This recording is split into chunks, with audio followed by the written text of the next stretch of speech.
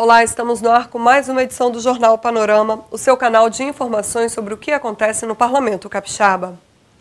Primeira sessão ordinária da semana repercute grave estado de saúde do deputado Glauber Coelho, vítima de acidente de carro ocorrido na tarde deste domingo.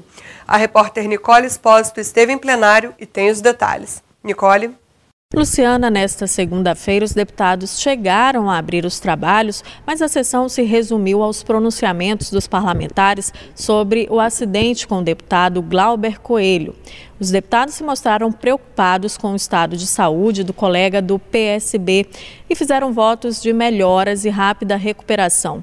Por conta do clima de comoção, os trabalhos foram encerrados 45 minutos após o início da sessão. E as matérias que estavam na pauta seguem para análise na sessão desta terça-feira. Glauber Coelho se envolveu em um acidente de carro na tarde deste domingo em Pacotuba, distrito de Cachoeiro de Itapemirim. Além do parlamentar, a colisão fez outras 7 vítimas. É com você, Luciana. Nomeação de aprovados em concursos públicos na área de segurança do Estado, novamente em debate na Casa. Durante a reunião da Comissão de Segurança, os parlamentares ouviram demandas de diversas categorias da área de segurança pública. O principal pedido foi a nomeação dos aprovados em concursos da Secretaria de Estado de Justiça e das Polícias Civil e Militar. Os deputados afirmaram que vão levar os pedidos ao governo do Estado. As demandas serão apresentadas em reunião com a Secretaria de Estado de Gestão e Recursos Humanos. O encontro acontece nesta quarta-feira. A criação de municípios brasileiros volta à pauta de discussão política no país. O Senado aprovou mudanças nas regras e o projeto de lei complementar segue para análise da Presidente da República. O texto aprovado pelo plenário do Senado estabelece algumas regras mais rígidas para a criação de municípios. Outra proposta, semelhante, foi vetada pela presidente Dilma Rousseff no ano passado. A principal mudança em relação ao projeto vetado diz respeito ao número mínimo de habitantes que a localidade que pretende se emancipar deve ter. Passou de 12 para 20 mil habitantes nas regiões Sul e Sudeste e de 8.400 para 12 mil na região Nordeste. Já no Centro-Oeste e Norte não houve mudanças e a população mínima exigida para a criação de municípios é de 6 mil habitantes. O texto aprovado nesta semana pelos senadores diz que o processo de criação, incorporação, desmembramento ou fusão de municípios terá início mediante requerimento dirigido à Assembleia Legislativa do respectivo Estado. O documento deverá ser subscrito por 20% dos eleitores na área que pretende se emancipar ou desmembrar e por 3% dos eleitores residentes em caso de fusão ou incorporação. Após o pedido, a Assembleia Legislativa deve coordenar os estudos de viabilidade municipal. Os estudos devem abordar 3 aspectos básicos: a viabilidade econômico-financeira, político-administrativa e socioambiental e urbana. Na Assembleia Legislativa do Espírito Santo, existem pedidos para a criação de 11 municípios. Entre as localidades que pretendem se emancipar estão Campo Grande, em Cariacica, Guriri, no município de São Mateus, e Pedra Azul, em Domingos Martins. Nenhuma delas tem o índice populacional mínimo de 20 mil habitantes exigido pelo texto que seguiu para a sanção da presidente. A Assembleia Legislativa deve impedir as cobranças de visitas técnicas feitas para a elaboração de orçamento de serviços. Este é o tema do Plenário do Povo de hoje. Confira.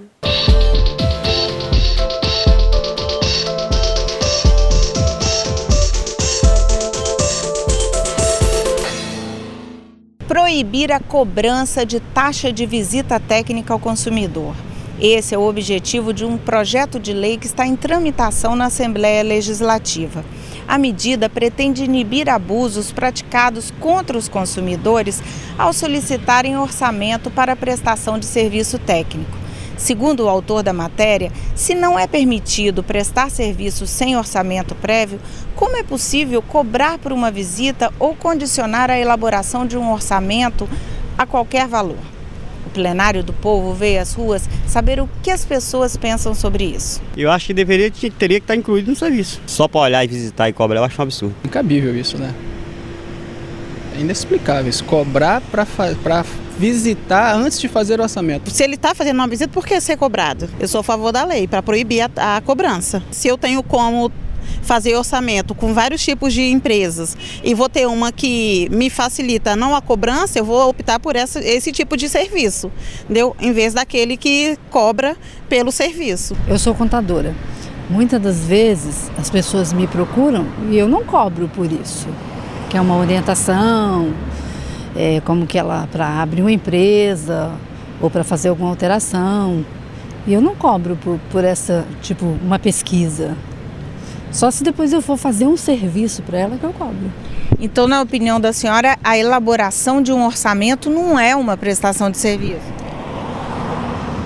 É uma prestação de serviço, mas para você depois efetivar ou não.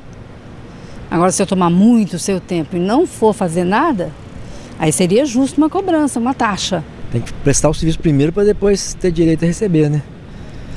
Se não for capaz de fazer o serviço. É uma prestação de serviço, mas você vai ter que pagar por isso?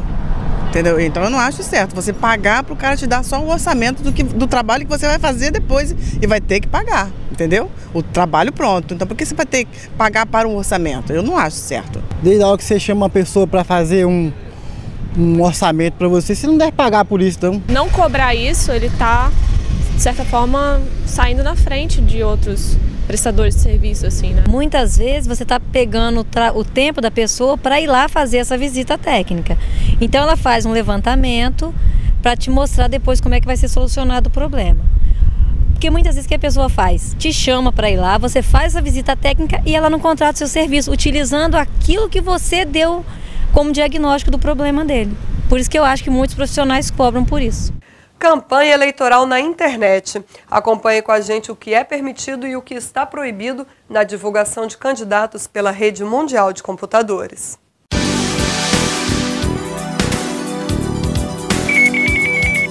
Cada vez mais brasileiros utilizam a internet. De acordo com o último levantamento realizado pelo Ibope, já são 100 milhões de usuários e 90% deles possuem pelo menos uma rede social. Diante de tantos usuários, a rede de computadores cresceu em importância nas campanhas políticas. A internet está na disputa pelo voto. A propaganda eleitoral na internet poderá ser realizada nas seguintes formas: pelo site do candidato, ou do partido, ou da coligação, desde que os endereços eletrônicos sejam comunicados à Justiça Eleitoral e hospedados em provedor brasileiro. Mensagem eletrônica também pode ser enviada para endereços cadastrados gratuitamente. Também é permitido fazer propaganda em blogs ou redes sociais com conteúdo gerado ou editado por candidatos, partidos ou coligações, ou mesmo por iniciativa de qualquer pessoa. Mas é preciso ficar atento às proibições. É vedada a realização de propaganda política em sites de pessoas jurídicas, com ou sem fins lucrativos. Também não pode em sites oficiais de órgãos públicos. Além disso, a propaganda política paga é proibida. Quem não quiser receber mensagens eletrônicas enviadas por candidato, partido ou coligação, pode solicitar o descadastramento ao remetente. Ele deverá providenciar a retirada no prazo de 48 horas, sob pena de multa de R$ 100 por mensagem. É preciso ainda ficar atento, já que a rede tem sido usada de forma inadequada para ofensas, criação e divulgação de boatos. Veja na agenda da semana as atividades programadas pelo Parlamento Capixaba para os próximos dias. Terça-feira, 12 de agosto, 9 horas da manhã, reunião da Comissão de Saúde. 10 horas, Comissão de Defesa do Consumidor. Meio-dia e meia, Comissão de Educação. 1h30 da tarde, Comissão de Justiça. No mesmo horário, reunião da Comissão de Agricultura. 3 horas da tarde, sessão ordinária no plenário Dirceu Cardoso.